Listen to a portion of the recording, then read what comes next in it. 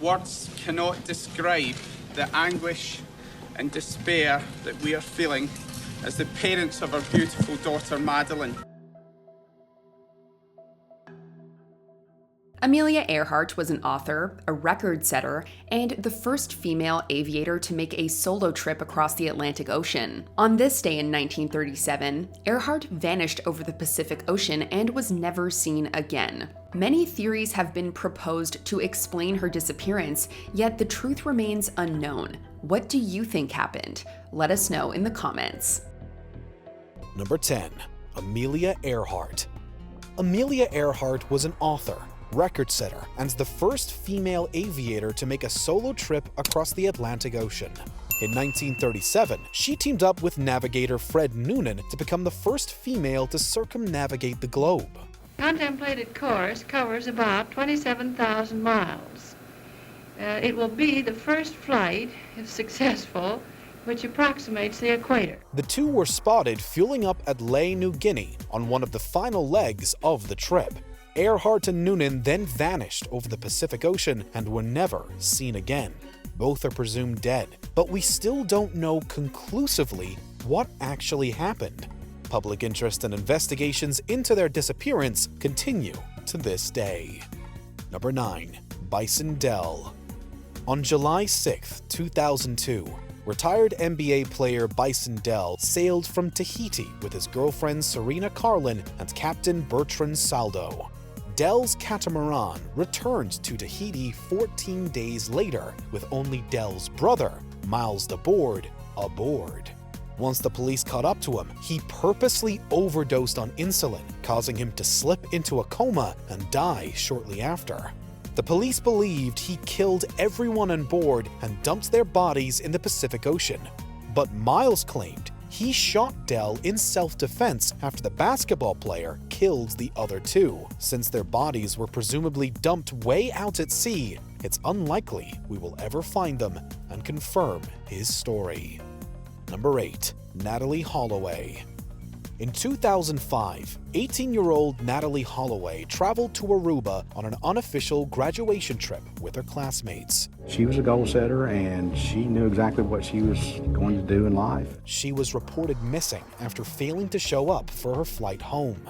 It led to an intense search that involved local authorities, volunteers, the FBI, and a reward that reached $1 million.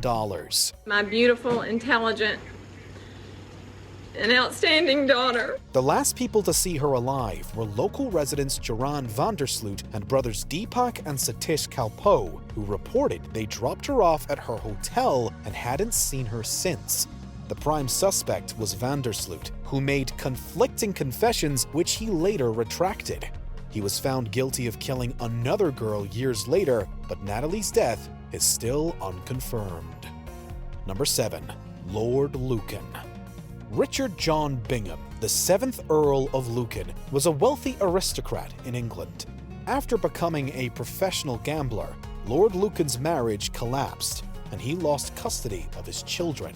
But very, very worried for what would happen to them, being looked after by Veronica, who was mentally unsound. In 1974, the children's nanny was found bludgeoned to death in the family home. Lucan reportedly attacked his ex-wife Veronica when she went to investigate the nanny's whereabouts. Well, if they harbour or aid or abet him, they can be arrested. He was last seen at a friend's property in Uckfield, where he telephoned his mother and wrote a letter to his children. Police found an abandoned car in New Haven stained with blood, along with what appeared to be the murder weapon. While he was named a killer, he was never found. People have reported sightings of the man ever since. Number 6. Bobby Dunbar. In August 1912, the Dunbar family took a fishing trip to Swayze Lake in Louisiana, where their 4-year-old son Bobby disappeared. An 8-month search yielded no results until police arrested William Cantwell Walters. He was found traveling with a boy who matched Bobby's description, though Walters claimed the boy was the son of a friend, Julia Anderson. The child was given to the Dunbars, and Walters was convicted. But Julia Anderson protested Walters' innocence and claimed the boy as her son, Charles Bruce Anderson. The claims were disregarded, and the boy grew up as Bobby Dunbar. Years after his death, DNA evidence revealed conclusively that he was not a Dunbar. The real Bobby's fate is still unknown. So we now know that my dad was not the missing child. Number 5. Megumi Yokota. In 1997, 13-year-old Megumi Yokota vanished while walking home from school in a seaside village of Japan. Decades later, the North Korean government admitted to multiple kidnappings of Japanese citizens, including hers. It broke my heart. And it should break everybody's heart, but it speaks to the nature of the regime. It was stated that Megumi was put to work in North Korea, married, had a child, and then took her own life at 29 years old. These North Korean spies would then go out using Japanese passports and their new identity to carry out missions for North Korea. They cremated her body, sent the remains to her family, and allowed her parents to visit their granddaughter. But it turns out the cremated ashes were not Megumi's. DNA analysis wasn't a positive match, and death certificates appeared fabricated. Some believe she's still alive in North Korea. 本当に42年っていうのはもう言うのも腹が立つほどの長い年月で、どうしてこんな大事な問題がちゃんといい終結がにならないのかっていう。Number 4. Harold Holt. In December 1967, Australian Prime Minister Harold Holt and some traveling companions stopped off at Cheviot Beach to swim. He claimed to have spearfished there many times before. Despite rough conditions, he swam out a lot farther than the one man who joined him. Then, in a single moment, he disappeared. This sparked one of the largest search operations for a missing person in Australian history, but his body was never found. The Army is in charge of the whole operation. 3 helicopters have been called in.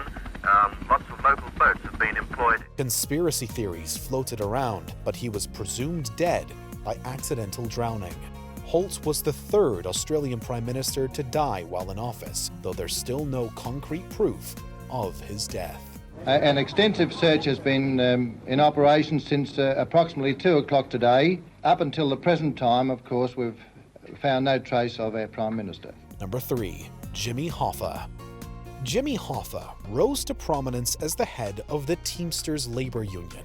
He played a significant role in the organization's growth, but had some sketchy relationships and criminal convictions. I don't care to try and recall back my entire lifetime since I started working at the age 17 as to how I accumulated money or how I spent it. In 1975, he disappeared. Due to his political notoriety, this became a hot story, with abundant theories around it. The most common is that his death was ordered by the mafia. This idea was chronicled in the book I Heard You Paint Horses by Charles Brandt, which was then adapted into The Irishman by Martin Scorsese. The day our trucks stop, America stops! However, all these stories have been contested, and the true reason for his disappearance remains unknown. Number 2. Malaysia Airlines Flight 370.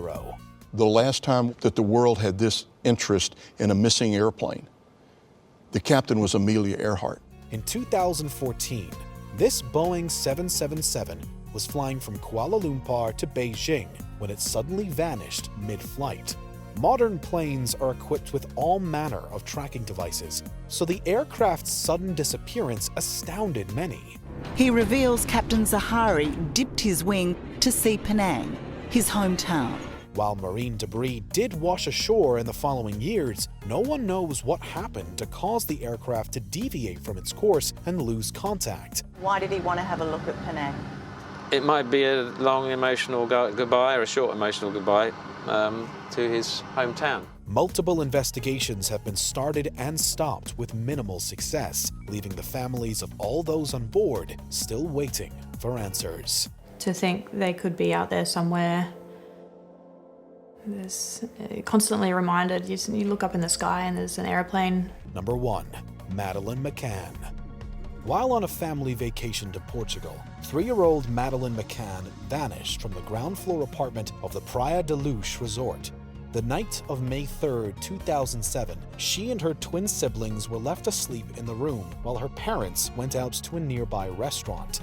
The McCanns and their family checked on the sleeping children throughout the night until it was discovered that the toddler was missing.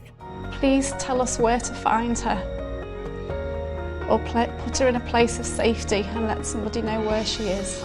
It's believed that she was kidnapped, creating one of the most publicized searches in modern history.